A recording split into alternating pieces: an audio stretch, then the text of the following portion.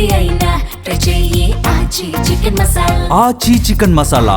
తెలుగు రాష్ట్రాల్లో పెట్రోల్ బంకుల వద్ద రద్దీ విపరీతంగా పెరిగింది. అయితే దీనికి అసలు కారణం చమురు కొరత కాదని ఆయిల్ కంపెనీలు తమ క్రెడిట్ విధానాన్ని మార్చడమే అని తెలుస్తోంది.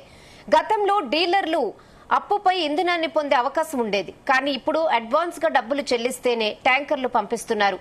పెట్టుబడి లేక కొన్ని బంకులు స్టాక్ తెప్పించలేకపోతున్నాయి.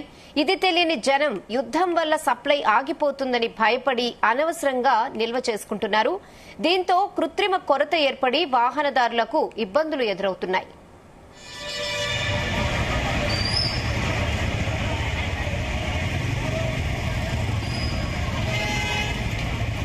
ఇదే విషయంపై మరిన్ని updates chief news coordinator Radhakrishna అందిస్తారు. ఎస్ రాధాకృష్ణ.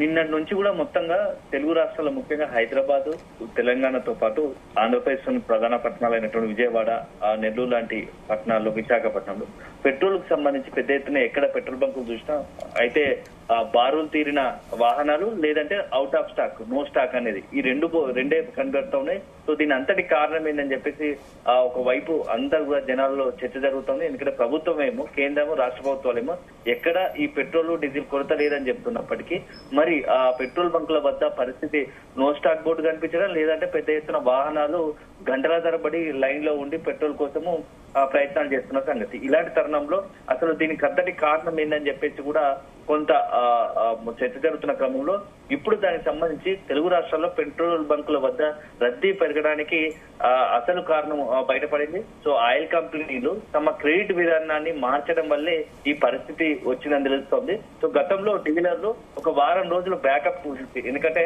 అమౌంట్ వారం రోజులు చెల్లించినప్పటికీ ఒక వారం రోజులు సరిపడా లేట్ అయినా పర్లేదు కానీ వాళ్ళకి యథావిధిగా ఆ పెట్రోల్ బంక్ సంబంధించి మొత్తం పెట్రోల్ వాళ్ళకి సరఫరా చేసేది. కానీ ఇప్పుడైతే ఒకవైపు ఇరాన్ ఇజ్రాయెల్ యుద్ధం నేపథ్యంలో చమురు కొరత ఉండొచ్చు, పెట్రోల్ డీజిల్ కొరత ఉండొచ్చు అనే ఒక చర్చ జరుగుతున్న క్రమంలో ఒక బయటకు ఏదైతే చర్చ వచ్చిందో ఆ క్రమంలో ఈ పెట్రోల్ కి సంబంధించినటువంటి ఆయిల్ కంపెనీలు కూడా ఈ యొక్క క్రెడిట్ విధానాన్ని ఎత్తేసాయి. సో ఆ క్యాష్ ఇచ్చేసి వెంటనే క్యాష్ చెల్లింపులు చేస్తేనే వెంటనే దానికి సంబంధించి ఈ యొక్క పెట్రోల్ డీజిల్ ట్యాంకర్లు సరఫరా చేసే పరిస్థితి ఇప్పుడు ఉంది. సో ఈ నేపథ్యంలో కొంత ఎవరైతే పెట్రోల్ బంకుల దారులు ఎవరైతే ఇస్తారో క్యాష్ సకాలంలో అందక వాళ్ళు ఆయిల్ కంపెనీకి చెల్లించకపోవడంతో కొంత నో స్టాక్ బోర్డు కనబడతా ఈ నో స్టాక్ సంబంధించి ఉండడంతోనే ఈ యొక్క గందరగోళానికి తెరలేసినట్టుగా కూడా కొంత అంచనా వస్తున్నారు.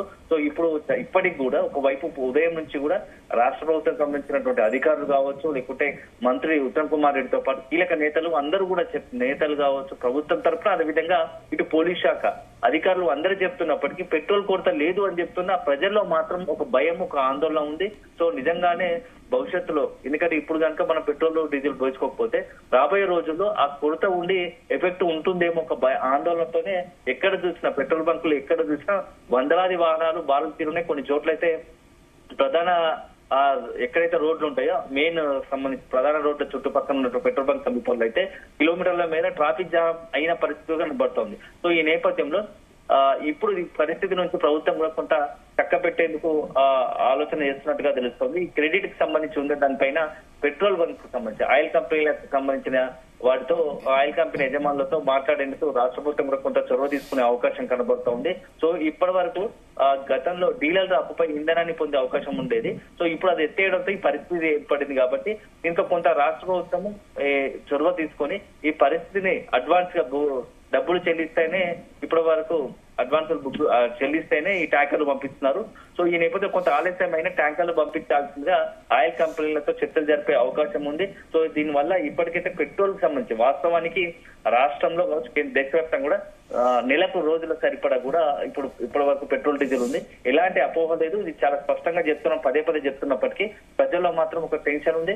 అయితే పెట్రోల్ బంక్ లో అందరికి కన్ఫ్యూజన్ ఏంటంటే పెట్రోల్ బంక్ లో నో స్టాక్ బోర్డులు చూసేసరికి ఇదంతా పెట్రోల్ రాని రోజుల్లో పెట్రోల్ దొరకదేమో అనే ఒక భయంతోనే ఇట్లా బారులు తీరుతున్న పరిస్థితి కనపడుతుంది. సో దానికి కూడా క్లారిటీ వచ్చింది. సో కాసేపటికి సంబంధించే ఈ నో స్టాక్ బోర్డులకు లేకపోవడానికి కారణం పెట్రోల్ బంక్ యాజమాన్యాలు దగ్గర ఉన్నారు. వాళ్ళు గతంలో అడ్వాన్స్ చెల్లించకుండా మామూలుగా 1 వీక్ 2-3 కొంత సమయం ఉండేది, ఆ ట్యాంకర్లు యథావిధిగా వాళ్ళకి వచ్చేవి. కానీ ఇప్పుడు అడ్వాన్స్ చెల్లిస్తేనే వాళ్ళకు ట్యాంకర్లు సరఫరా చేస్తున్న ఆయా కంపెనీలు. దీని వల్లనే ఈ గ్యాప్ వల్లనే కొన్ని చోట్ల ఆ స్టాక్ నో స్టాక్ బోర్డులు పెడుతున్నాయి. సో అందువల్లే ఈ పరిస్థితి ఏర్పడిందని చెప్పేసి ఇప్పుడు అసలు విషయం బయటపడింది. సో అల్టిమేట్ గా ప్రస్తుతానికైతే ఇబ్బంది లేదు. ప్రజలు ఎవరు కూడా, ఎవరైతే పెట్రోల్ సంబంధించిన వాహనదారులు ఎవరు టెన్షన్ పడాల్సిన అవసరం లేదు, ఆందోళన చెందిన అవసరం లేదు. యథావిధిగా సాధారణ రోజులు ఎలా ఉందో అట్లాగే పెట్రోల్ డీజిల్ దొరుకుతుంది. లేనిపోని సోషల్ మీడియాలో జరిగే ప్రచారం కావచ్చు, ఇతరత్ర కొంత మిస్కమ్యూనికేట్ వల్ల ఇట్లాంటి పరిస్థితి గందరగోళం తెరలేసింది తప్ప ఎక్కడ కూడా పెట్రోల్ కొరత లేదు అని చెప్పేసి కూడా ప్రభుత్వం పదే చెప్తుంది. సో మరి చూడాలి. ఇప్పుడు నిన్న నుంచి అయితే ఎక్కడ చూసినా పెట్రోల్ బంకులో ఇప్పటికి కూడా పరిస్థితి ఇంకా చక్కబడలేదు.